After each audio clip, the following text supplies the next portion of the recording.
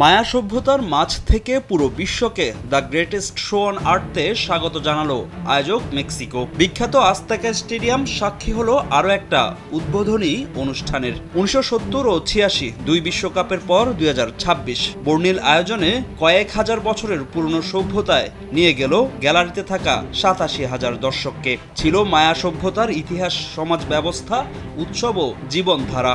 Mexico পুরো বিশ্বের সামনে তুলে ধরল নিজেদের ইতিহাস, ঐতিহ্য ও সংস্কৃতি।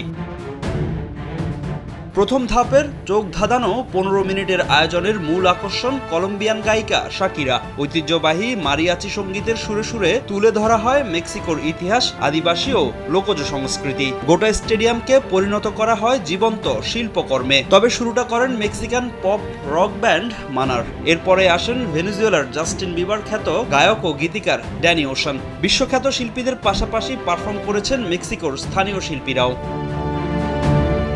জো বালভিন বেলিন্দার গানের পরে আসে কাঙ্ক্ষিত সেই মুহূর্ত। 2010-এ সাউথ আফ্রিকা বিশ্বকাপের ওয়াক্কা ওয়াক্কা গানের পর আবারও বিশ্বকাপের উদ্বোধনী মঞ্চে শাকিরা। তার সঙ্গে পারফর্ম করেন নাইজেরিয়ার বার্না বয়। বিশ্বকাপের অফিসিয়াল থিম সং দাই দাই লেটস গো সুরে পুরো হ্যান্ড অফ গড খ্যাত আজতেকা স্টেডিয়াম মাতিয়ে তুলেন এই গায়িকা। তার সঙ্গে গলা মেলায় স্টেডিয়ামে থাকা 87,000 দর্শক। শাকিরাকে দিয়ে শেষ হয় প্রথম পর্বের সাংস্কৃতিক অনুষ্ঠান। এছাড়া আরও একটি থিম সং বিএনের যৌথ পারফরমেন্স করেন আন্দ্রেয়া বোচেলি, ডেভিড গুইটা, মেগান থ্রি স্টেলিয়ান ও এজে।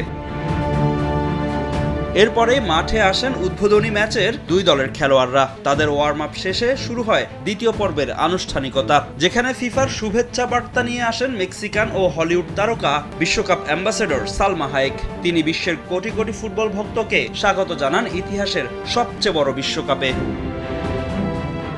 এরপরে মাঠে নিয়ে আসা হয় অংশগ্রহণকারী 48 দেশের পতাকা, যেখানে আয়োজিত হয় আরও একটি গান। সবশেষ সালমা হায়েকের সঙ্গে বিশ্বকাপের উদ্বোধন করেন ফিফা সভাপতি জিয়ান্নি ইনফান্তিনো। আতশবাজি ও নানা রঙের আলোর সমন্বয়ে আকাশ জুড়ে ফুটে উঠে বিশ্বকাপের প্রতীক। তাতেই শেষ হয় মেক্সিকো পর্বের উদ্বোধনী অনুষ্ঠান।